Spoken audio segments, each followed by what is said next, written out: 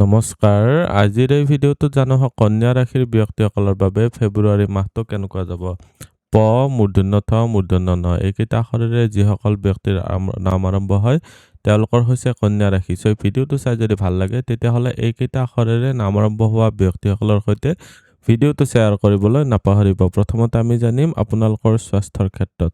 বৰ্তমান সময়ছোৱাত আপোনালোকৰ কিছুমান এলাৰ্জিজনিত কমপ্লেইন হ'ব পাৰে। আপোনালোকৰ খাদ্যবস্তু হজম হওঁতে শ্ল' হৈছে, মানে এবাৰ খাইছোঁ বহু টাইমলৈকে ভোক লগা নাই। শ্বাস প্ৰশ্বাসজনিত এলাৰ্জি বা তেনেকুৱা ধৰণৰ প্ৰব্লেম দেখা গৈছে।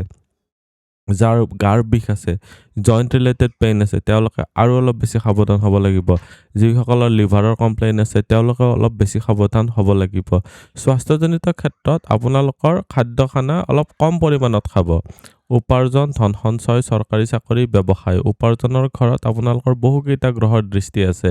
23 তাৰিখলৈকে মংগলৰ দৃষ্টি থকাৰ কাৰণে আপোনালোকে এইখিনি সময়ছোৱাত কষ্ট কৰি পৰাক্ৰম কৰি বহুখিনি বেনিফিটেড আপোনালোকেও হ'ব পাৰিব। আপোনালোকৰ শুক্ৰ গ্ৰহটোৰ স্থিতি ইয়াতে আছে আপোনালোকৰ 6 তাৰিখলৈকে আৰু বুধৰ 3 তাৰিখলৈকে আছে।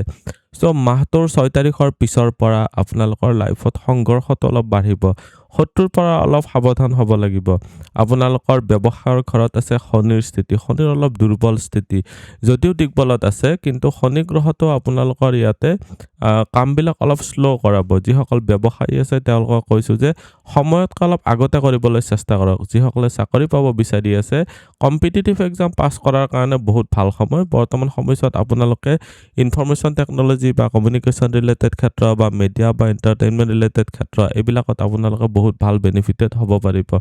নিজে কেৱল চাব যে কনফিউজনৰ পৰা অলপ বাচি থাকিব পাৰিব লাগিব। মানে কনফিউজন মানেতো বুজি পাইছে যে আপোনালোকৰ কিবা এটা কৰিম বুলি ভাবিছে, কৰোঁ নে নকৰোঁ, এইটো কৰোঁ নে সেইটো কৰোঁ, এই ধৰণৰ ক্ষেত্ৰত কাৰোবাৰ নহয় কাৰোবাৰ পৰা পৰামৰ্শ লৈ আগবাঢ়িব পাৰিলে বহুত ভাল। কৰ্মস্থানত বৃহস্পতিৰ স্থিতি ছাৰ্ভিচৰ ঘৰতো দৃষ্টি দিছে, ধনস্থানতো দৃষ্টি দিছে, প্ৰপাৰ্টিৰ ঘৰতো দৃষ্টি দিছে। আপোনালোকৰ সা সম্পত্তিত বৃদ্ধিৰ কাৰণে বা গাড়ী মটৰ লোৱাৰ কাৰণে বা ভূমি যান বাহন লোৱাৰ কাৰণে আপোনালোকৰ বহুত ভাল সময় বৰ্তমান সময়ছোৱাত। কৰ্মপ্ৰাপ্তিৰ ক্ষেত্ৰত টিচিং লাইন বা বেংকিং ছেক্টৰতো আপোনালোকৰ কৰ্মপ্ৰাপ্তিৰ ক্ষেত্ৰত বৃহস্পতিৰ ফালৰ পৰা বহুত ছাপোৰ্ট পাব। আপোনালোকৰ এতিয়া দেখুৱাই দিছোঁ আপোনালোকৰ পিতা, ধৰ্ম বা গুৰুজনৰ ক্ষেত্ৰত কেনেকুৱা হ'ব। আপোনালোকৰ বৰ্তমান সময়ছোৱাত ভাগ্যস্থান হয়। ভাগ্যস্থানত শনিৰ দৃষ্টি থকাৰ কাৰণে বৰ্তমান সময়ছোৱাত ভাগ্যৰ ফালৰ পৰা পোৱাটোতো পাই যায় কিন্তু অলপ দেৰি হয়। কামবিলাক যিটো কৰিব বিচাৰি আছে সেইটোৱে হৈ আছে কিন্তু সময়তকৈ দেৰি হৈছে। অকণমান আপোনালোকৰ ধৈৰ্য ধৰি চলিব পাৰিলে ভাল হ'ব। পিতা বা গুৰুজনৰ ক্ষেত্ৰতো আপোনালোকে ষ্ট্ৰিক্ট ডিচিপ্লিন মেইনটেইন কৰিবলগীয়া হ'ব। 14 তাৰিখৰ পিছত পিতাৰ কাৰক বা আপোনালোকৰ পিতৃস্বৰূপ মানে ছিগনিফিকেটৰ যিটো হয় ৰবি যাই কিনে আপোনালোকৰ ষষ্ঠ ঘৰত যিহেতু সোমাব, তেতিয়া আপোনালোকৰ দেউতাৰ সৈতে কিবা নহয় কিবা কথাক লৈ আপোনালোকৰ মনোমালিন্য হ'ব পাৰে। হাৰ্ট ৰিলেটেড ক্ষেত্ৰত যিসকল হাৰ্ট পেচেণ্ট আছে, মানে কলিজা সম্বন্ধীয় যাৰ কমপ্লেইন আছে, তেওঁলোকৰ ক্ষেত্ৰত অলপ বেছি সাৱধান হ'ব লাগিব। এতিয়া দেখুৱাই দিছোঁ আপোনালোকৰ প্ৰেম প্ৰসংগ বা বিবাহৰ ক্ষেত্ৰত। লাভ ৰিলেশ্যনশ্বিপৰ ক্ষেত্ৰত বেয়া নহয়। সংগ্ৰাহখিনি অকণমান ধৈৰ্য ধৰি আপোনালোকে চলিব পাৰিলে বা সংগ্ৰাহখিনি অলপ থমাই চলিব পাৰিলে আপোনালোকৰ কাৰণে বিশেষ ভাল হ'ব। যিসকলে বিয়া পাতিম বুলি ভাবি আছে তেওঁলোকে অলপ প্লেনিং কৰি আগবাঢ়ক। বিবাহৰ ক্ষেত্ৰত বহুতে এক্সেলেণ্ট দেখা গৈছে। শনিৰ ফালৰ পৰা বহুতে ভাল ফল আপোনালোকে লাভ কৰিবলৈ পাৰিব। আপোনালোকৰ বৃহস্পতি যাই কিনে আপোনালোকৰ এটা কেন্দ্ৰ অৱস্থা হৈ থকাৰ কাৰণে আপুনি যদি নিজৰ পতি বা পত্নীৰ ফালৰ পৰা সহায় লাভ কৰিব পাৰে আপোনালোকৰ কাৰণে বহুতখিনি এক্সেলেণ্ট হ'ব। সাধাৰণ শিক্ষা আৰু উচ্চ শিক্ষাৰ ক্ষেত্ৰত চালে সাধাৰণ শিক্ষাৰ ঘৰত বৃহস্পতিৰ দৃষ্টি আহি আছে, বহুতেই ভাল। গোটেইটো মাহে ইয়াতে দৃষ্টি আছে।